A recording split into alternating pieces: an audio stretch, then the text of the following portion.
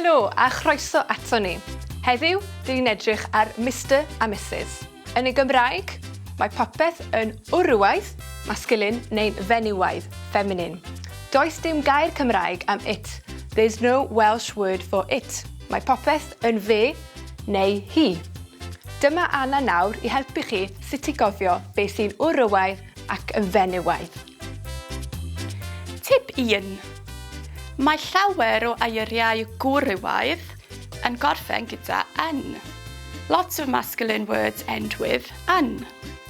A mae llawer o eiriau benywaidd, feminine, yn gorffen gyda en. In, masculine, en, feminine. A dyma esiample yn y tabl. Gwrywaidd, yn, blodyn, llyfryn, unigolyn, oedolyn.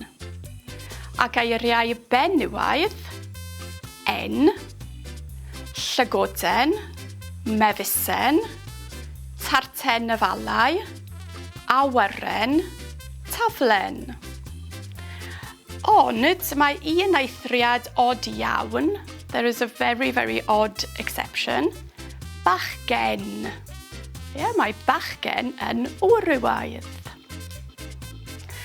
A tip 2. Beth am ddefnyddio, how about using, cod lliw i helpu chi ddysgu? Lliw glas, gwrywaidd, a lliw pinc, benywaidd, fel yn y tabl. A tip arall, beth am ddefnyddio Mr a Mrs?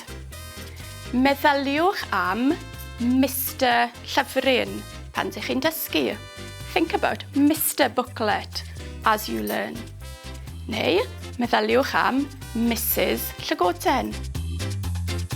I grynhoi, to summarise, tips i gofio, tips to remember. Mae llawer o eiriau gwrywaidd yn gorffen gyda yn, ac mae llawer o eiriau benywaidd yn gorffen gyda en. Defnyddiwch hefyd cod lliw, y colour code, i helpu chi gofio, glas am wrywaidd a pinc am fenywaidd. Hefyd, defnyddiwch Mr a Mrs o flaen y geiriau i helpu chi.